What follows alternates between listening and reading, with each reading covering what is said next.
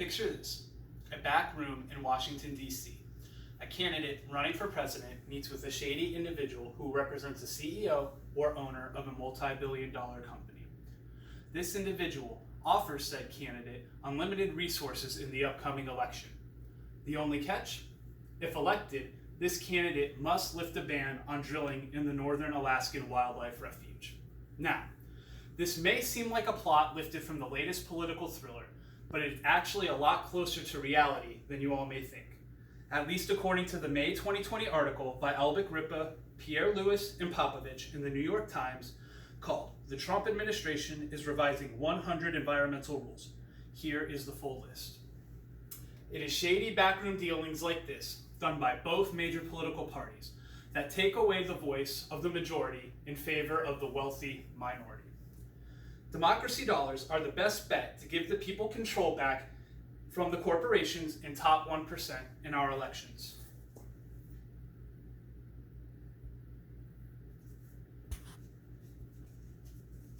Today I will be discussing how all of this is legal, why we need to fix this, how we can solve it, and visualizing a new America. So, how is this even legal? And if it is legal, what is the big issue? This all became legal thanks to the landmark Supreme Court case of Citizens United versus the Federal Elections Commission. According to the December 2019 article from the Brennan Center for Justice titled "Citizens United Explained" by Lau T., conservative nonprofit group Citizens United challenged the FEC for stopping a film which criticized Hillary Clinton that released right before the Democratic primaries of 2008. In a 5-4 decision by the Supreme Court, they sided with Citizens United, saying corporations and outside groups can spend unlimited resources on elections.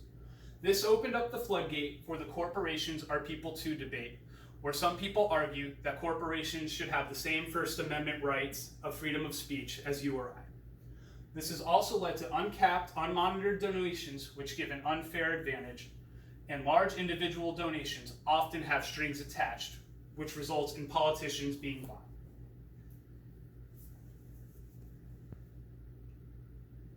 Just how rich is this top 1%, and what do they want? According to the December 2017 article by Ingraham in the Washington Post titled "The Richest 1% Now Owns More of the Country's Wealth Than at Any Time in the Past 50 Years," economist Edward Wolff is quoted as saying, "The wealthiest 1% of American households now own 40% of our country's wealth." This graph here is from that Washington Post article. It shows here how the top 1% accounts for 40% of our wealth, while the bottom 90% only accounts for 20%. The remaining 9% in the middle would account for the other 40%. Now we know they're wealthy. How do they use this money? Well, in the October 2018 article for The Guardian by Lacombe and Page titled "What Billionaires Want: The Secret Influence of America's 100 Richest People," the top 1% are typically extremely conservative economically speaking. They are obsessed with tax cuts. They oppose government regulations, typically in the banking and financial sectors, and are unenthusiastic about government programs which could help the common folk, such as Social Security, Medicare, and universal health care. It is because of that I believe their influences need to be limited in elections. Now, how can we solve this? Some experts argue that there is no problem at all and there's nothing that needs to be solved, such as the March 2018 article by Stephen Kozin, research scholar in marketing and professor at LeBeau College of Business at Drexel University, Daniel Korshin, and the Institute of European Administration Affairs Chair in Ethics and Social Responsibility, Craig Smith, wrote for the Harvard Business Review titled "Companies Can't Avoid Politics and Shouldn't Try to. Companies can and should be involved in politics if they adhere to these 5 principles of transparency, consistency, materiality, and leadership." I would argue that as long as unlimited wealth and resources can be shuffled around mysteriously, there is no way to guarantee that these 5 things can be met. One solution brought up by the peer-reviewed March 2018 article in the Harvard Law Review called "Eliminating the FEC, the Best Hope for Campaign Finance Regulation," suggests eliminating the Federal Election Commission. They state that American political parties are now further apart than ever before, and that this dysfunction leads to an inability to reach the consensus and serve the Federal Election Commission's purpose of monitoring and protecting the nation's campaign finance system. Basically, they're saying Republicans and Democrats are too busy arguing with each other to finance or to regulate themselves. So if no one's watching themselves, how do we know everything's on the up and up? Another solution that I prescribe to is the theory of democracy dollars, which give everybody a voice. In the May 2019 article by Casido, Huseman, and Williamson for demos.org titled, "With Democracy Dollars, Everyone Can Give and Our Democracy Can Thrive." Democracy Dollars is a donation voucher system where every eligible voter gets a $100 voucher that they can use to give to the candidate of their choice. So they're not paying money out of pocket to donate, but they're pretty much essentially handing $100 to the candidate of their choice.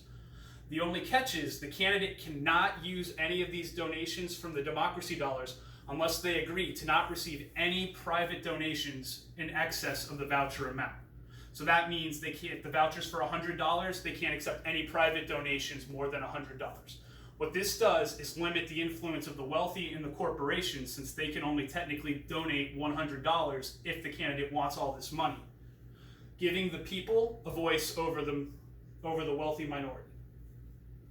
Penn State University Library's website said 138 million people voted in last year's election. Using that voucher system, if everyone was used and accounted for, it's no guarantee that they would, that would be $13.8 billion in capped donations to finance a campaign. The excess could probably go to financing the vouchers for the next election cycle and so on and so forth. That's not necessarily stating $13.8 billion would be spent. So I'd imagine there would be some rollover in that scenario. Now, I want you all to visualize with me an America where every voter has a voice, where wealth does not influence policy, and America truly becomes a land of the free, where the needs of the many should outweigh those of the wealthy few. In conclusion, today I described how corporate interest is legal, why this needs to change, and how to solve this via democracy dollars, and gave a vision of a new America under this system. As it stands now, finance reform in our elections is in need of a massive overhaul. Democracy dollars are the best bet to give the people control back from the corporations in top 1% in our elections. Democracy can only truly begin to thrive when the majority, not just the elite, are heard and represented. Thank you very much. And now I'll open to questions if anybody has one. Sure. How do they determine the value amount of the democracy dollars? I don't really know exactly how they would determine it. The scenario in the article I looked at laid out just a theoretical $100. I'd imagine it would probably be up to like a Senate or review board, and they would come up with a number that works for the budget, and they would go forward from there. Mm-hmm. And would that then eliminate the FEC? No, I don't believe the FEC would be eliminated. They would transition to a new role where they would monitor the voucher systems and who gets paid for what. So, thank you.